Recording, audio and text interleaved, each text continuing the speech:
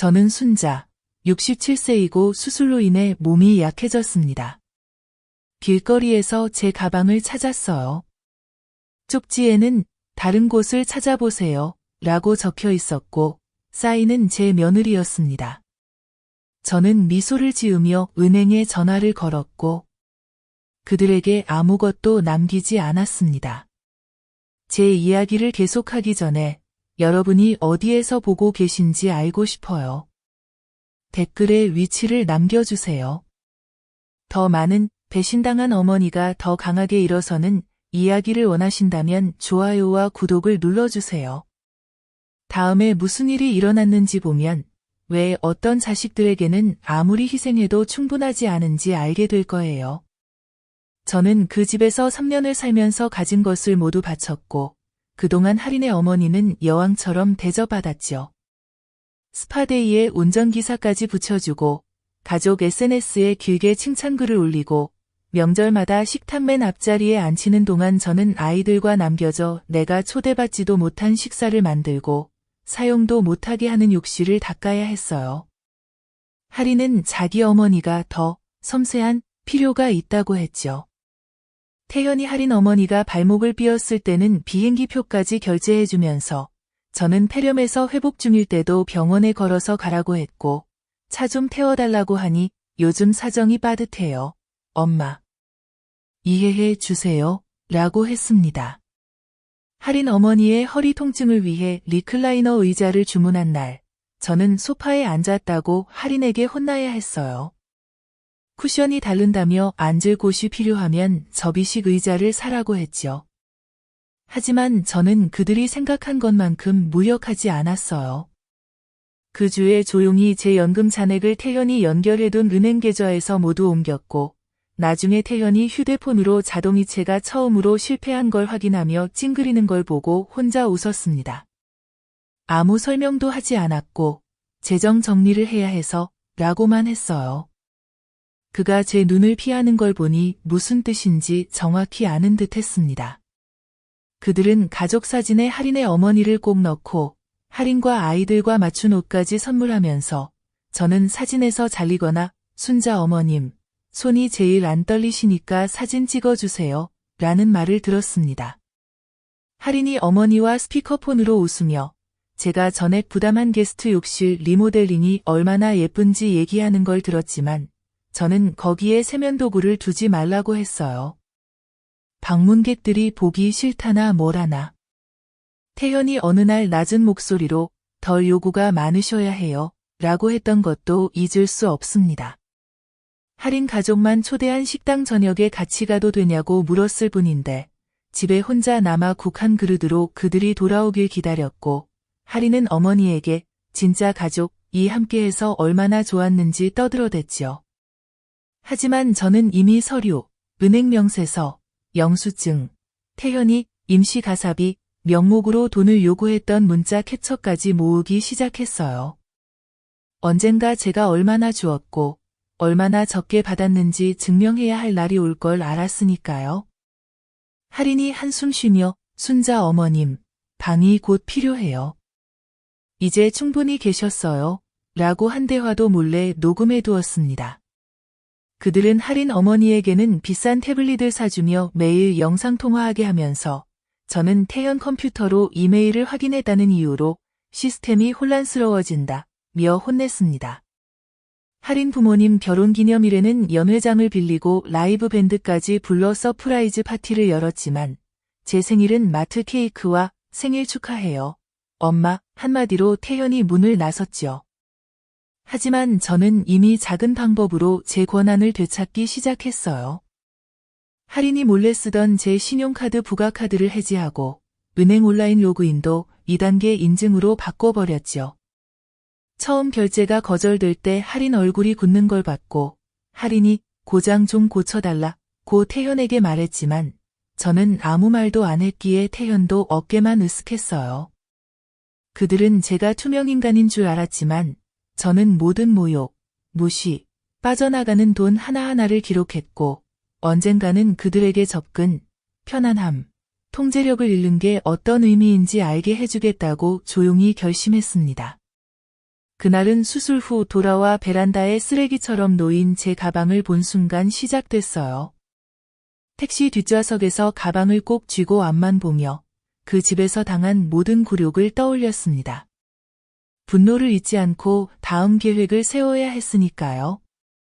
더 이상 태연과 할인이 제 미래를 결정하게 둘 수 없다는 걸, 제가 쓸모없어지는 순간 그들은 주저없이 저를 버릴 거라는 걸 확실히 알았으니까요.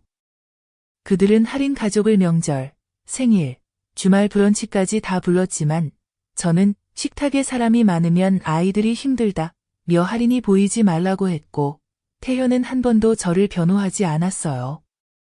제가 가진 돈을 다 내서 그 모임을 가능하게 했다는 걸 알면서도요. 할인 어머니가 허리 아프다고 한마디 하니 이사업체를 불러 새 식탁을 들여오면서 저는 집을 팔고 들어갈 때 제 짐을 혼자 옮기라고 했죠. 태현은 이사업체까지는 필요 없고 공짜로 사는 만큼 운동 삼아 하라고 했으니까요. 나는 이 기억을 내가 그들의 집에 머무르고 있을 때부터 하나씩 쌓아온 불만의 정신적 목록에 추가했다. 몇 달 전부터 나는 그들이 다른 사람들에게 보이는 모든 친절이 결국 나의 희생을 대가로 이루어지고 있다는 사실을 깨달았기 때문이다. 그들은 점차적으로 나를 그들의 삶에서 방에서 방으로 하루하루 지워나가고 있었다. 나는 그들이 그녀의 부모님을 위해 해변 리조트에서 기념일 파티를 열며 수천만 원을 쓰는 동안 나는 집에 남아 아이들을 돌보고 있었고 필요한 것이 있는지 묻는 전화 한 통조차 받지 못했던 일을 떠올리며 씁쓸함이 밀려왔다. 할인은 그런 규모의 행사는 내게 너무 스트레스가 될 것이라고 주장했고 태연은 내 쪽은 쳐다보지도 않은 채 동의했기 때문이다. 나는 또 할인이 그 여행에서 찍은 사진을 거실 벽마다 자랑스럽게 걸어놓은 반면 내 가족 사진은 그녀의 미니멀리스트 디자인 미학에 맞지 않고 집이 오래되어 보인다는 이유로 차고에 쌓여 있던 것도 기억났다. 나는 더 이상 태연을 내 돈과 관련된 어떤 일도 신뢰할 수 없었기에 내가 이사 온 후 그가 만든 공동계좌에서 남아있던 모든 돈을 조용히 인출했다. 그리고 곧 그가 받게 될 마이너스 통장 통지서가 내가 희생으로 쌓아올린 그의 재정 기반에 처음으로 생기는 균열이라는 사실에 음울한 만족을 느꼈다. 할인이 허락 없이 사용하던 보조 신용카드도 해지했다. 명품 의류, 스파, 레스토랑 청구가 가족 필수품으로 기재되어 있었지만 나는 그 어떤 물건도 본 적이 없고 그 어떤 음식을 먹어본 적도 없었기 때문이다.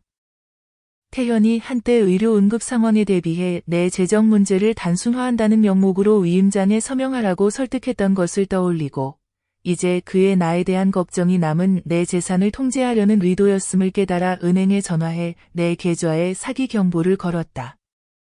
그리고 수술 전에 몰래 촬영해둔 기록과 대조해 모든 무단 인출과 내 힘들게 모은 저축으로 이루어진 구매 내역을 명확히 증명하려고 최근 3년간의 모든 명세서 실물을 우편으로 보내달라고 은행에 요청했다. 그들이 할인의 가족에게는 매일 전화하고 깜짝 선물과 공개적인 감사 인사를 아끼지 않으면서 나는 남은 음식을 감사히 여기고 할인이 차가 필요 없을 때에만 마트에 데려다주는 것에 만족해야 했던 일도 떠올렸다. 내 노트에는 그들의 가족 개념이 오로지 그들을 칭찬하거나 물질적 이익을 제공하는 사람에게만 한정된다는 것도 적어두었다. 할인이 사촌에게 전화로 손님방을 다시 차지하는 날만을 기다린다고 자신의 웰니스 사업을 위한 홈오피스가 필요하다고 말하던 것도 기억났다. 그때 나는 내 쫓김이 어떤 갈등이나 불편 때문이 아니라 애초부터 그들의 장기 계획의 일부였음을 깨달았다. 나는 변호사에게 이메일을 보내 내 개인 소유물 반환을 공식적으로 요구하는 서류를 작성해달라고 요청했다. 이제는 정중한 요청만으로 태연이나 할인이 옳은 일을 할 것이라 믿지 않았기 때문이다. 그들이 내가 수술해서 퇴원하던 바로 그날 집에서 어머니를 내쫓을 수 있을 정도로 냉정하다는 것을 이미 확인했기 때문이다. 또한 할인이 내 남은 물건을 사무실 인테리어 용도로 처분할 계획임을 의심하여 이들이 내 소지품을 팔거나 버리지 못하도록 금지하는 내용 증명도 준비해달라고 부탁했다. 태연이 내 대신 보험 서류를 처리했다고 주장한 뒤 병원 청구서가 모두 납부되었는지 확인하려고 병원 원무과에도 전화했다. 하지만 그가 제출한 결제 승인이 불완전해 아직 미납된 청구서가 남아있다는 사실을 알게 되었고, 나는 연체료와 추심을 피하려고 결국 내 연금에서 직접 잔금을 치러야 했다. 나는 이 실패도 증거로 남겼는데 태연이 다른 이들에게는 책임감 있는 아들인 척하면서 나를 또 한 번 취약하게 만들었기 때문이다. 나는 앞으로의 모든 행동이 충동적이거나 감정적이 아니라 신중하고 전략적이어야 한다고 결심했다. 이제 친절과 신뢰가 나의 약점이었음을 알았고, 이기는 유일한 방법은 그들이 내게서 빼앗아간 경제적 권력을 하나씩 되찾아 그들이 내게 강요했던 고립감과 무력함을 똑같이 느끼게 만드는 것뿐이었다. 나는 더 이상 오랫동안 나를 인간으로 보지 않던 아들에게 관심의 부스러기를 구걸하던 여자가 아니라 이미 내 권리를 되찾기 시작했고 어떤 미안함도 남기지 않는 사람으로 변해가고 있음을 스스로 되새겼다. 다음 날 아침, 나는 혼자 그들의 집으로 돌아갔다. 더 기다리면 할인이 내 물건을 처분할 시간만 더 벌어줄 뿐이라는 걸 알았기 때문이다. 나는 이미 그 집에서 내 흔적이 하나씩 사라지고 할인에 연출된 미학과 SNS용 사진으로 대체되는 모습을 지켜봤기에 내 삶의 마지막 조각마저 싸우지도 않고 이를 수는 없었다. 나는 변호사의 조언대로 법정에서 태연과 할인이 자발적으로 내 소유물을 돌려주지 않을 경우 내 입장을 강화시킬 수 있도록 기억을 더듬어 작성한 내 모든 귀중품의 인쇄 목록을 들고 갔다. 나는 초인종을 반복해서 눌렀고 발소리가 문 뒤에서 망설이다가 물러나는 소리를 들으며 기다렸다. 태연은 자신이 정당화할 수 없는 잘못을 저질렀을 때마다 대면을 피하곤 했기에 마침내 문이 삐걱거리며 열리고 그가 환영이나 사과의 말 한마디 없이 마지못해 옆으로 비켜서는 그의 굳은 표정을 봤을 때도 전혀 놀라지 않았다. 나는 이미 내 것을 되찾는데 허락을 구하지 않기로 결심했기에 주저없이 그를 지나쳤고 곧장 차고로 향했다. 그는 어색하게 손짓하며 한쪽 구석을 가리켰고 그곳에는 할인의 필체로 라벨이 붙은 종이 상자들이 쌓여 있었다. 나는 첫 번째 상자를 열었고 아무렇게나 구겨 넣은 옷가지들, 한 번도 본 적 없는 짝이 맞지 않는 주방용품들, 그리고 한때 내 침실 책장을 채웠던 책들이 이제는 기부용 잡동사니처럼 포장되어 흩어져 있는 것을 발견했다. 그러나 내가 가장 소중히 여겼던 유품들은 어디에도 없다는 것을 즉시 알 수 있었다.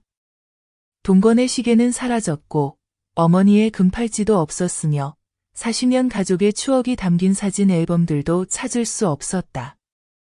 할인이 그 물건들은 너무 귀중해서 건드리지 않은 채 둘 수 없다고 여겼기 때문일 것이다. 나는 상자들을 하나씩 확인하면서 빠진 물품들을 변호사에게 전달할 최신 목록에 추가하면서 오히려 결연함이 더해졌다. 이것이 단순한 실수가 아니라 할인이 수술 전 친구들 앞에서 내 방이 다른 데 정착하면 완벽한 오피스가 될 거야 라고 농담했을 때부터 계획된 고의적 삭제 행위임을 이제야 확실히 깨달았다. 나는 모든 것을 사진과 메모로 남기기로 스스로에게 지시했다. 태연이 나중에 모른 척하거나 할인을 탓할 것이 뻔했기 때문이고 내가 그들에게 내 존재를 불청객처럼 내팽개쳤다는 이야기를 다시 쓰게 두지 않으려 했다. 마지막 상자를 봉인하고 있을 때 복도에서 태현의 목소리가 희미하게 들렸다. 그는 내가 듣지 못할 거라 믿는 듯 낮은 목소리로 통화 중이었고 나는 그의 말을 놓치지 않으려 한 발짝 다가섰다. 그는 상대방에게 내가 예고 없이 와서 내 물건을 찾는다고 했고 할인에게는 걱정할 필요 없다며 내가 완전히 자취를 감추면 다음 주에 집을 매물로 내놓을 거라고 말했다. 그리고 할인이 알아본 요양원이 준비되어 있으니 절차만 끝나면 나를 곧바로 받아줄 거라고 덧붙였다. 나는 조용히 물러서서 그의 배신이 주는 무게를 온몸으로 느꼈다. 이제 내가 줄곧 의심해왔던 것이 사실임을 확인한 셈이었고 그의 말을 정확히 적어두어 변호사가 후에 진술서에 쓸 수 있도록 했다. 나는 상자들을 하나씩 차로 옮겼고 태연에게 도움을 청하지 않았다. 그가 나중에 선의로 도왔다고 주장할 수 있는 얄팍한 제스처조차 허락할 생각이 없었기 때문이다. 나는 곧장 변호사 사무실로 가서 최신 물품 목록과 사라진 유품들의 사진을 제출했다. 태현과 할인에게 물품 반환을 요구하는 공식 요구서를 준비해달라고 요청했으며 반환하지 않을 경우 감정가와 정신적 고통, 재정적 착취에 대한 손해배상 청구 소송을 할 것임을 명시해달라고 했다.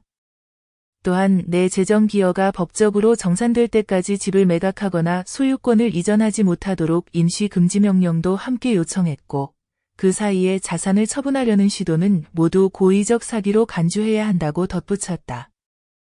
나는 이미 남은 계좌를 보호하기 위해 접근을 차단하고 비밀번호를 변경하고 이중 인증을 설정해 두었으니 태현과 할인이 더 이상 내 자산으로 그들의 생활을 유지할 수 없게 됐음을 상기했다.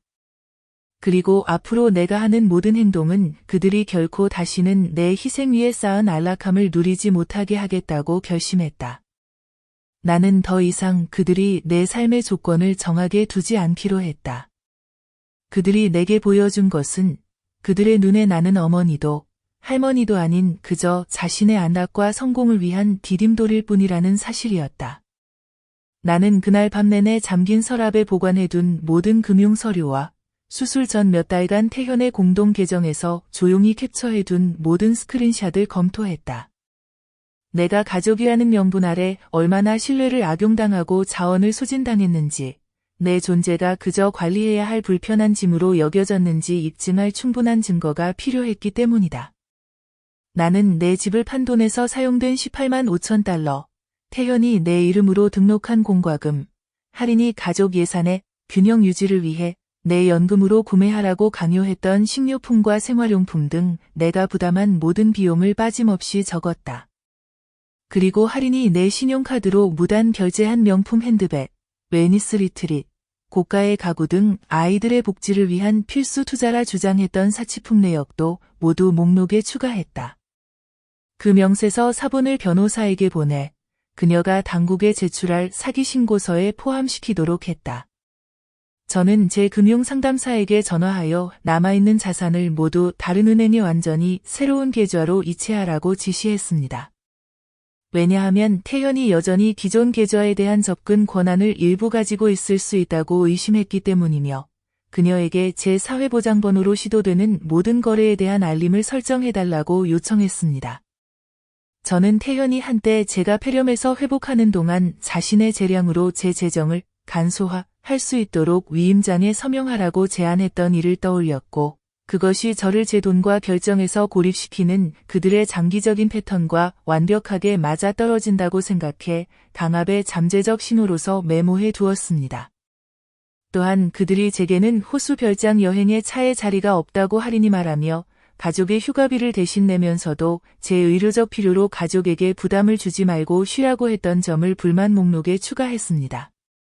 변호사가 그들의 행동이 사전에 계획된 것임을 입증하기 위해 명확한 연대기가 필요하다고 해서 저는 집을 판 날부터 제 여행 가방을 현관에서 발견한 날까지의 모든 주요 사건의 타임라인을 작성했고 격렬한 언쟁 중 태현이 저에게 가족과 함께한 시간에 감사해야 한다 며 많은 부모들이 아무런 도움도 받지 못한 채 요양원에 간다는 말을 했던 것도 포함시켰습니다. 저는 그 말을 법적 파일맨 위에 두었는데 그들이 저의 저축과 노동을 착취하면서도 저를 경멸했다는 증거로 남기고 싶었기 때문입니다. 저는 병원 청구서 사무실에 다시 연락해 태현이 본인이 지불했다고 주장한 모든 청구서의 항목별 사본을 요청했고 그가 자금을 개인적인 용도로 사용하기 위해 일부 결제를 미뤘다는 의심이 있었는데 여러 건의 청구서가 미납 상태로 제 이름으로 추심에 넘어갔다는 사실을 알게 되면서 그 의심이 확인되었습니다. 저는 그의 부주의로 신용이 더 손상되는 것을 원치 않아 연금에서 직접 미납액을 모두 지불했고 이 추가적인 재정 피해도 변호사가 준비 중인 배상 청구서에 기록했습니다. 다음 단계로는 이미 태현이 할인에게 일주일 내에 집을 내놓을 계획이라고 말하는 것을 엿들은 터라 집 매각을 막기 위한 임시 금지 명령을 확보하기로 결심했습니다. 저는 법적 조치가 그들의 계획을 중단시키고 저를 보이지 않는 가정부, 무급부모, 침묵하는 후원자로 이용한 수년간의 대가를 치르게 만들 것임을 알기에 전혀 죄책감을 느끼지 않았습니다.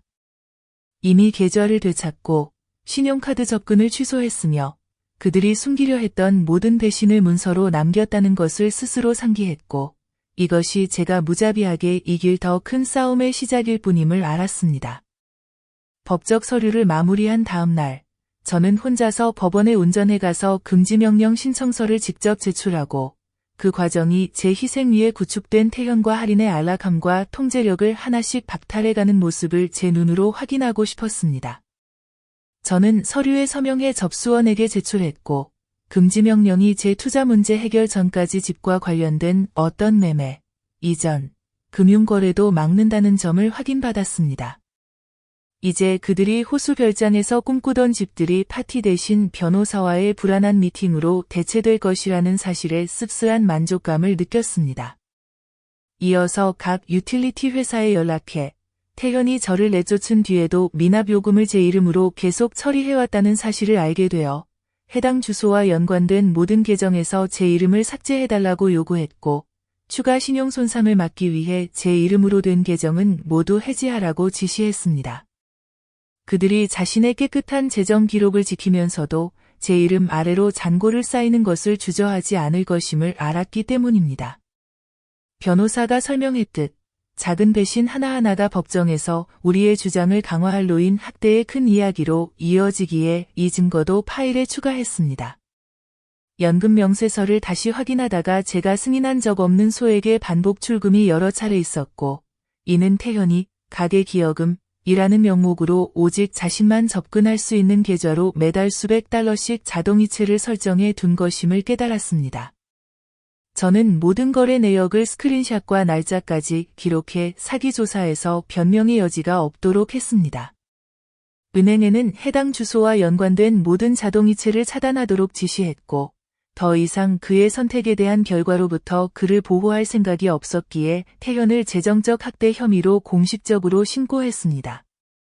할인이 언니와 영상통화에서 드디어 꿈에 그리던 사무실을 갖게 된다 며 웃었고 태현도 부끄러움 하나 없이 동조했던 기억이 떠올라 그 말을 법적 노트에 굵은 글씨로 써두었습니다. 이는 저의 퇴거가 즉흥적인 결정이 아니라 몇 달 전부터 계획된 계산된 움직임임을 입증하는 증거로 사용할 생각이었습니다. 변호사에게 이 진술을 진술서에 포함해달라고 요청했는데 직접 인용이 법정에서 힘을 가지며 그들이 저를 얼마나 경시했는지 더 명확하게 보여주기 때문임을 알았기 때문입니다. 나는 분실된 보석, 가족 유품, 그리고 동거의 시계에 대해 경찰에 신고했다. 최근 할인이 명품 구매를 자랑하는 SNS 게시물을 올린 것을 보고 그녀가 이미 그 물건들을 온라인 사업 자금으로 팔았을 것이라고 의심했기 때문이다. 나는 경찰관들에게 해당 물품들의 설명과 사진, 그리고 내 소유임을 증명하는 영수증을 제출했다.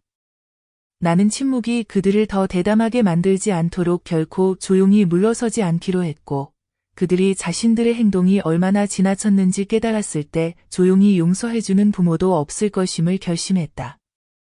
나는 변호사와 함께 새 유언장을 작성해 태현과 할인을 전적으로 제외시켰다. 이제 나는 그들이 내가 쌓아온 것, 지켜온 것에 아무런 자격이 없는 가족이라 생각했기 때문이다. 나는 모든 자산을 노인 권익을 지원하는 자선단체와 손주들을 위한 교육기금으로 돌렸다. 그들만이 이 배신의 그물에서 유일하게 죄 없는 존재였기 때문이다. 나는 변호사에게 즉시 서류를 마무리하라고 지시했다. 의료 비상 상황에서 누군가가 조작할 가능성을 없애기 위해서였다. 이제 나는 가족이라는 가면을 쓴 이들이 얼마나 쉽게 신뢰를 무기로 삼을 수 있는지 깨달았기 때문이다. 나는 이미 그들의 내 금융 접근을 동결하고 남은 내 소유물을 되찾고 앞으로 수년간 공적 기록에 그들을 책임지게 할 법적 조치를 시작함으로써 내 삶의 통제권을 되찾기 위한 결단을 내렸음을 상기했다. 그리고 그들이 훔친 모든 돈과 존엄이 완전히 반환되거나 청산될 때까지 필요하다면 얼마든지 더 강경하게 대응하겠다고 다짐했다. 가처분 신청을 한 지 일주일 후 변호사로부터 법원이 집의 매매나 이전을 임시로 동결한다는 결정을 내렸다는 연락을 받았다. 나는 태현과 할인에게 공식 통지서를 보내라고 주저없이 승인했다. 이제야 그들이 내 부재로 이익을 얻으려던 치밀한 계획이 실패했음을 처음으로 깨닫게 될 것이기 때문이었다. 나는 변호사에게 내 분실된 보석, 유품, 그리고 재정 기록의 반환을 7일 내로 요구하는 공식 서한도 함께 보내라고 지시했다. 그들이 혼란이나 오해를 핑계로 자산을 숨기거나 처분하는 것을 막기 위해서였다. 나는 태연이 한 가족 식사 자리에서 내 돈이 자기와 함께라면 안전하다 고 말하며 나를 가족으로 여긴다고 했던 말을 떠올렸다. 나는 이 발언도 증거 파일에 추가했다. 그들이 나를 안심시키기 위해 사용한 언약이 결국 내가 만든 재산에 대한 내 법적 권리를 체계적으로 빼앗는 수단이 되었기 때문이다. 나는 할인이 최근 올린 집을 매물로 꾸미는 SNS 게시글을 읽으면서도 아무런 죄책감을 느끼지 않았다. 이제는 그녀가 새 가구와 리모델링 사진을 올릴 때마다 그 모든 것이 내 평생 모은 저축과 내가 가정부이자 보모로 무급 노동한 결과라는 사실을 알기 때문이다. 나는 재정상담사가 보내온 최신 은행 서류를 검토하다가 태연이 오래된 비밀번호로 내 연금 계좌에 접근하려던 시도가 여러 번 있었고 그로 인해 보안 경보가 울렸다는 사실을 발견했다. 나는 각 로그인 실패 시도도 그의 지속적인 자원 통제 시도의 증거로 문서화했다. 나는 은행에 완전히 새로운 계좌번호를 발급해주고 앞으로 모든 변경은 대면 확인을 거치도록 정책을 강화해달라고 요청했다. 이제는 어떤 신뢰도 배신의 여지를 남겨두는 이유가 될 수 없다는 사실을 뼈저리게 배웠기 때문이다. 나는 변호사의 경고에 따라 신용정보회사에도 연락해 내 명의의 사기 경보를 걸었다. 어떤 가족들은 재정 접근이 차단되면 신원 도용까지 시도한다는 말을 들었기 때문이다. 상담원이 최근 내 옛 주소에서 내 이름으로 신용계좌를 개설하려는 시도가 2번 있었다고 확인해줬을 때 나는 전혀 놀라지 않았다. 나는 그 신청 내역을 상세히 받아보고 만약 태연이나 할인이 연루되어 있다면 반드시 고소하라고 변호사에게 지시했다. 나는 그들의 절박함이 내 책임이 되는 것을 결코 용납하지 않을 것이기 때문이다. 나는 한 번은 할인의 어머니가 손목을 삐었을 때는 풀타임 간병인을 고용해주면서 내가 담낭 수술 후 혼자 남아 목욕이나 붕대 교체도 도와줄 사람이 아무도 없었던 일을 떠올렸다. 할인은 외부 도움을 쓸 예산이 없다 했고 태연은 내게 지붕이 있는 것만으로도 감사하라고 했다. 나는 이 비교를 내 타임라인 문서 맨 위에 굵게 써넣었다. 이것이 내가 그들의 집에 들어간 첫날부터 나를 대하는 이중잣대와 격려를 완벽히 요약해주기 때문이다. 나는 병원 수납과에도 다시 연락해 내 명의로 미납된 청구가 더 없는지 확인을 요청했다. 이제는 태연이 내 계정 접근권을 돌려주게 하려고 일부러 계산을 미루고 있었던 게 아닌지 의심이 들었기 때문이다. 상담원이 내가 직접 결제한 후 모든 잔액이 정산됐다고 확인해줬을 때 안도했다.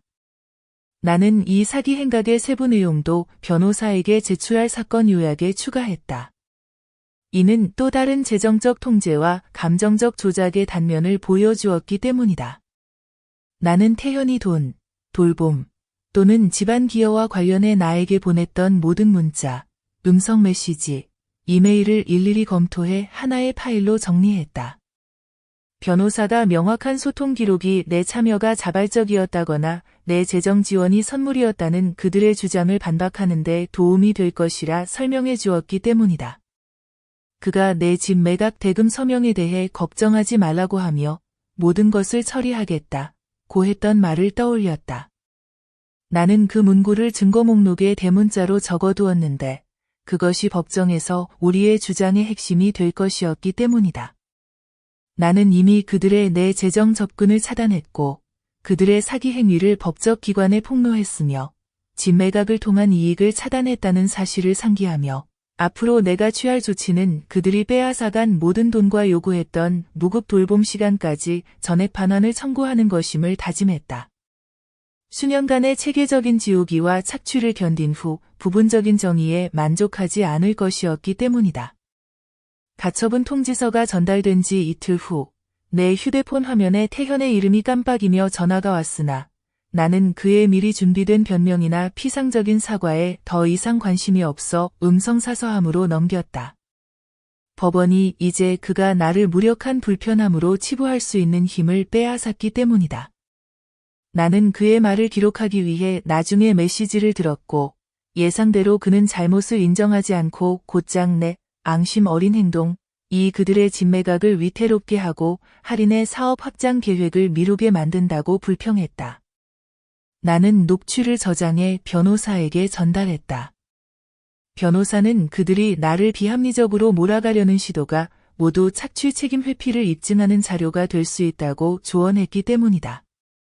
나는 아침 내내 은행의 최신 거래 내역을 검토하다가 태현의 예전 기기에서 또 다른 로그인 실패 시도를 발견했고 그가 한때 자유롭게 관리하던 연금 계좌 접근을 여전히 시도하고 있다고 의심되어 사기 담당 부서에 수사를 확대해달라고 연락했다.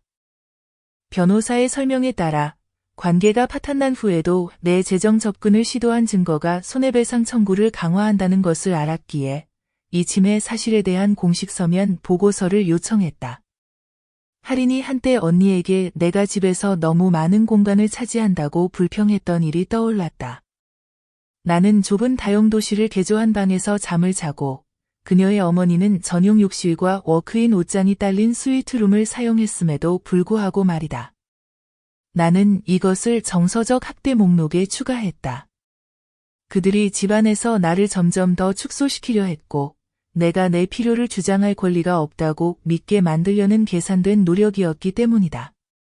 나는 내가 무급 노동자로 취급받았던 모든 사례를 타임라인에 추가했다.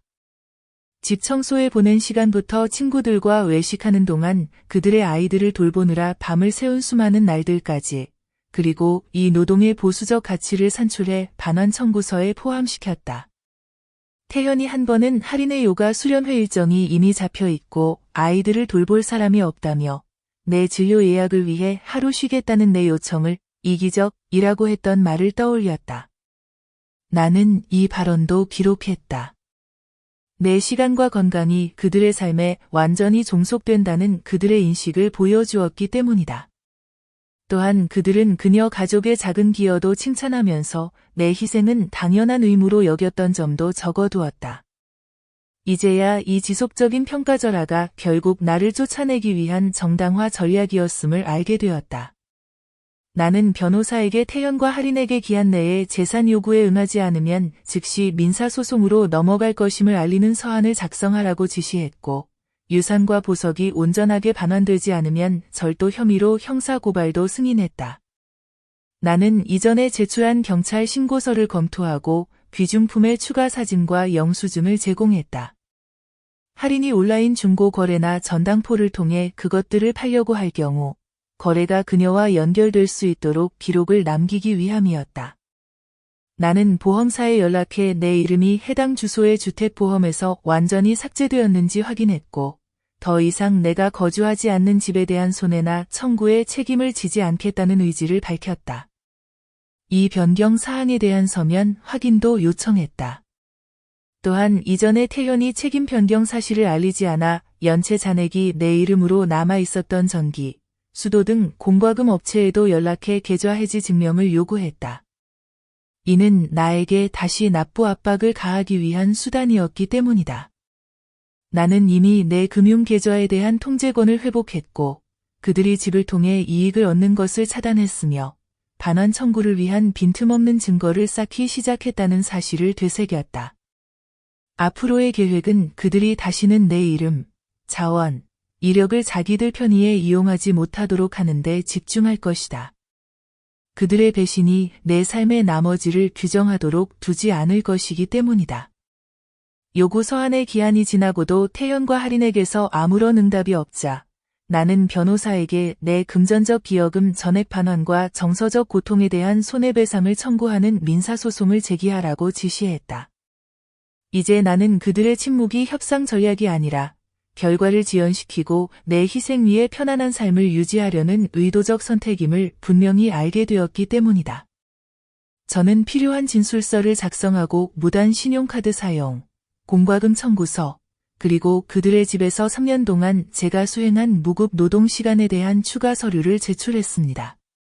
제 변호사는 저의 착취 전반을 제시하는 것이 그들이 제 기여를 선물로 주장하기 어렵게 만들 것이라고 설명했기 때문입니다. 저는 태연이 가족을 파괴했다고 저를 비난하며 소송을 계속하면 아이들이 고통받을 것이라고 경고한 최근 음성 메시지를 다시 들었고, 그의 조작이 괴롭힘이나 협박으로 번질 경우를 대비해 변호사가 이미 보호명령 신청서를 준비했기 때문에 해당 메시지를 변호사에게 전달했습니다. 그는 한때 저에게 아이들의 제3의 부모와 같다고 안심시켰지만 동시에 몰래 저를 내쫓을 계획을 세우고 있었다는 것을 기억하며 이중적인 언어로 감정적 언사를 이용해 경제적 착취를 감췄다는 점을 드러내는 진술을 증거 파일에 추가했습니다. 저는 분실된 보석과 유품에 대한 수사 상황을 확인하기 위해 지역 경찰서에 연락했고, 할인이 최근 온라인에 올린 물품 설명과 일치하는 정보를 업데이트하여 제공했습니다. 변호사는 이 정보가 형사 및 민사소송 모두에 동시에 활용될 수 있다고 했습니다. 할인이 한때 제 보석함을 밖에 두었다고 저를 나무라며 잡동사니라 하고 일부를 자선단체에 기부하라고 제안했던 기억이 났고, 이제 와서 그녀의 제안이 제 남은 개인 역사의 일부를 차지하기 위한 계획의 시작이었음을 이해하게 되었습니다. 저는 보모, 가정부, 개인 비서의 표준 시급을 적용해 무급 돌봄 노동의 총 가치를 계산했고, 그 금액이 12만 달러를 넘는 것을 보고 충격을 받았습니다. 태연과 할인은 일상생활의 모든 면에서 저에게 의존했으면서도 제 건강이 조금이라도 지원을 필요로 하자마자 저를 일회용 하인처럼 대했기 때문에 이 금액을 손해배상에 포함시키도록 변호사에게 지시했습니다. 또한 할인이 제 여행 가방에 붙여둔 손글씨 쪽지를 법적 증거 파일에 추가했는데 변호사는 그 문구가 저를 논의나 권리 고려 없이 내쫓으려는 의도가 명확히 드러난다고 했습니다. 저는 태연이 예전에 만들어준 오래된 이메일 계정을 폐쇄했습니다.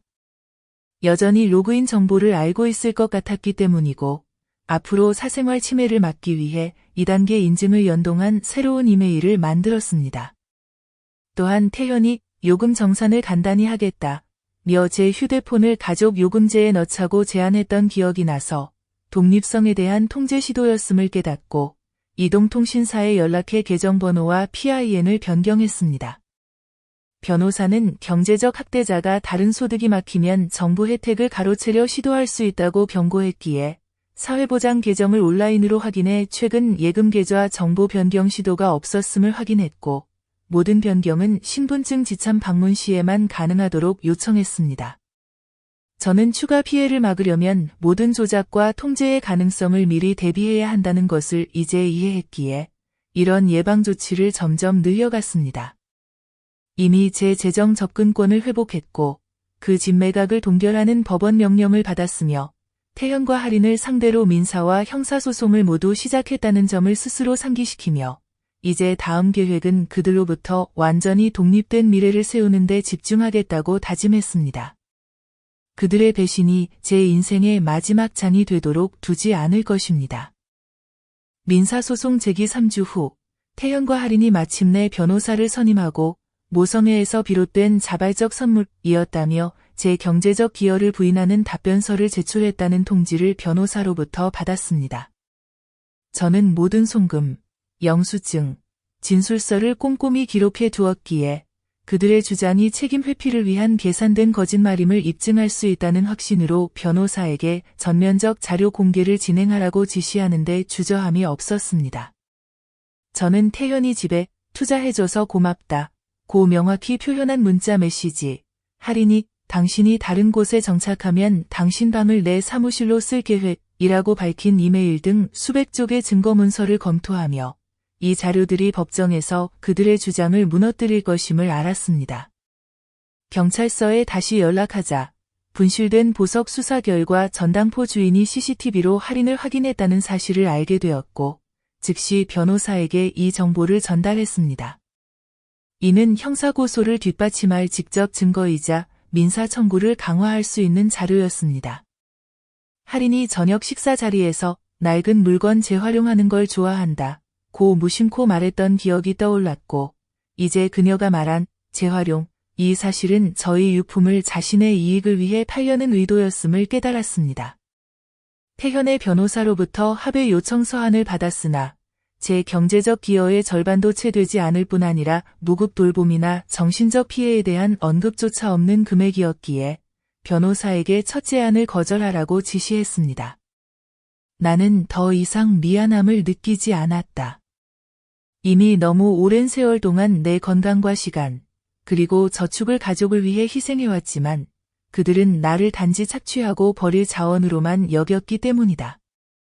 나는 한 번은 태현이 언쟁 중에 가족은 계산하지 않는다 고 말했던 것을 기억했다. 내가 그동안 부담했던 집안 비용에 대해 상환을 요청했을 때였고 나는 이 말을 내 증거 목록에 추가했다. 그는 가족이라는 언어를 이용해 금전적 착취를 감추고 그들의 행동에 대한 어떠한 이해 제기도 침묵시키려 했던 것이다. 또한 아이러니컬하게도 이제는 자신이 한때 사랑이라며 정당화했던 행동들로 인해 법적 결과에 직면하자 태현이 변호사를 통해 아주 꼼꼼하게 계산하고 있다는 점도 주목했다.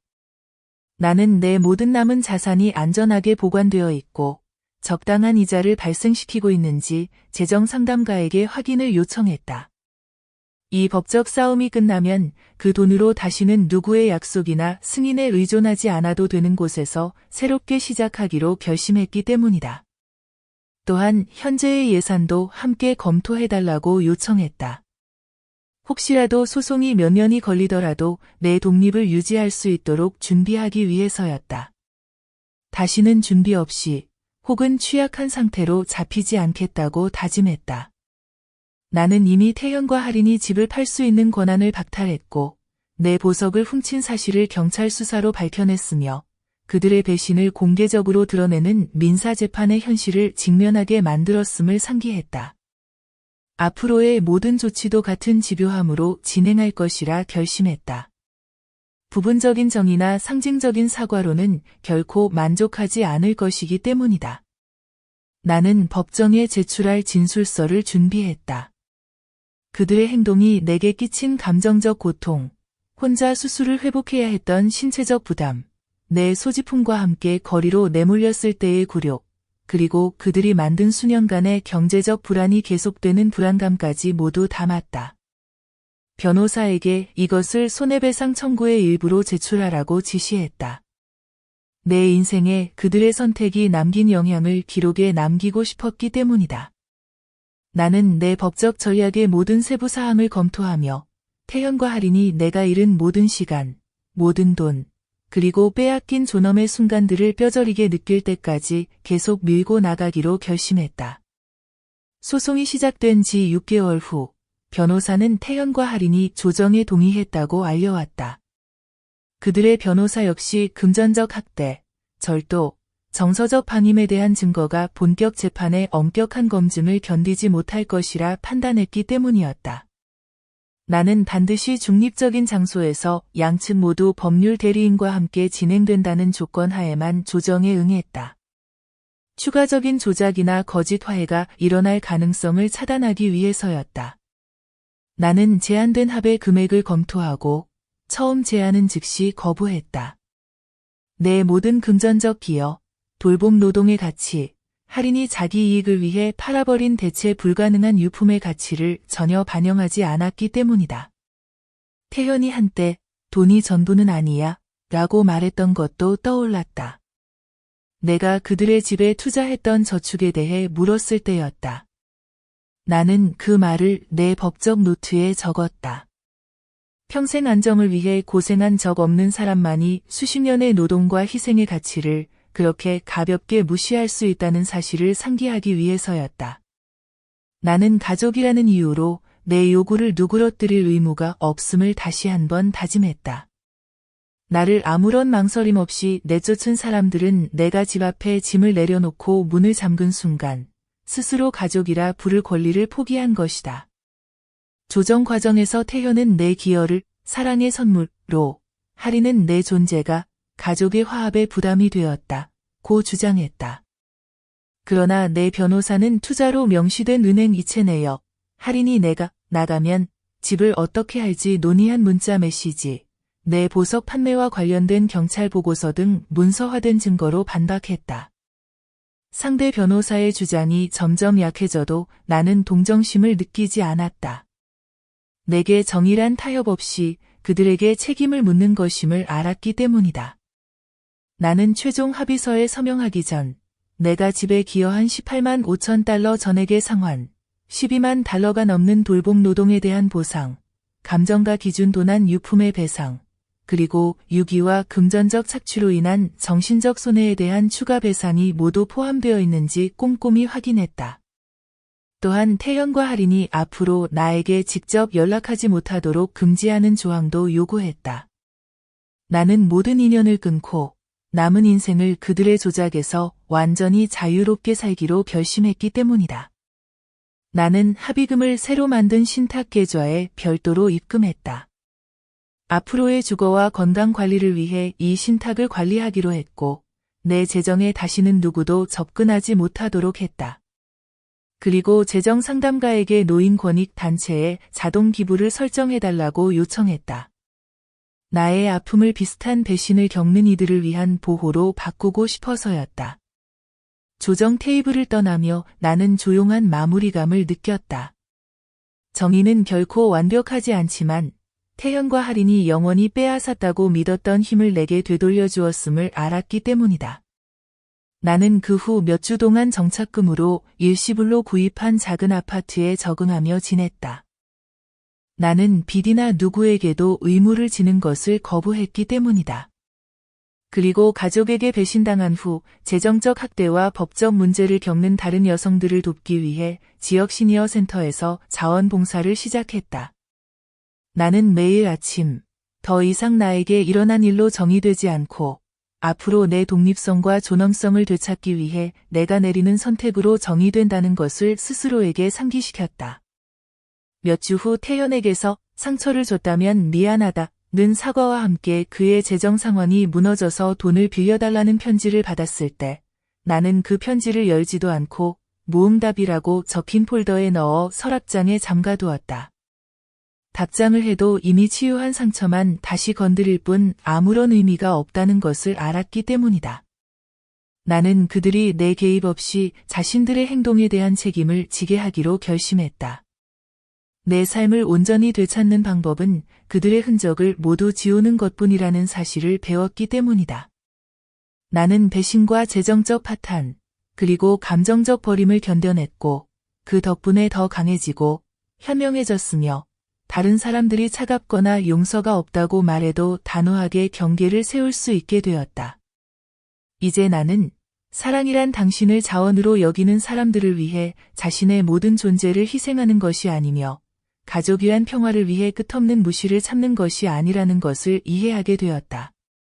나는 앞으로 남은 인생을 사과나 타협 없이 오롯이 내 방식대로 살기로 결심했다. 그 자유는 내 여정의 고통스러운 모든 걸음을 통해 내가 스스로 얻은 것이기 때문이다. 사람들은 내 이야기를 들으면 종종 태연과 할인을 용서했는지 묻는다. 하지만 진실은 용서는 내 목표가 아니었다. 용서는 배신의 결과를 지워주지도 버려진 채로 보낸 세월을 되돌려주지도 않는다는 것을 알았기 때문이다. 대신 나는 그들과의 모든 인연을 끊고 내가 얼마나 주거나 견디는지로 가치를 판단받지 않는 새로운 삶을 만들어 그들이 만든 상처의 고리를 스스로 끊기로 선택했다. 이제 시니어 센터에서 만나는 여성들이 아들, 딸, 사위, 며느리에게 저축을 다 빼앗기고 노동력을 착취당하고 자신이 돌봄이 필요할 때 버려졌다는 이야기를 속삭이며 들려준다. 나는 그들에게 그리고 매일 아침 나 자신에게 말한다. 당신이 살아남았다는 것만으로는 충분하지 않습니다. 배신당한 후에도 단지 존재하는 것 이상을 누릴 자격이 있습니다. 당신은 다시 세우고 되찾고 번영할 자격이 있습니다. 나는 책과 식물, 그리고 나에게서 무언가를 얻기 위해서가 아니라 나를 소중히 여겨서 내 곁에 남아준 사람들의 사진으로 가득한 내 작은 아파트를 둘러본다. 그리고 내 인생의 최악의 장이 나의 파멸이 아니라 나의 변화로 끝났다는 사실에 평화를 느낀다. 이 글을 보는 분들 중 버려지거나 배신당하거나 침묵당한 분이 있다면 내 이야기가 당신에게 세상이 무너져도 결코 무력하지 않다는 것을 상기시켜 주길 바란다. 당신은 한 번에 한 걸음씩 주도권을 되찾을 수 있고 아무도 빼앗을 수 없는 미래를 스스로 만들어갈 수 있다. 이것은 끝이 아니다. 이것은 또 다른 시작일 뿐이다.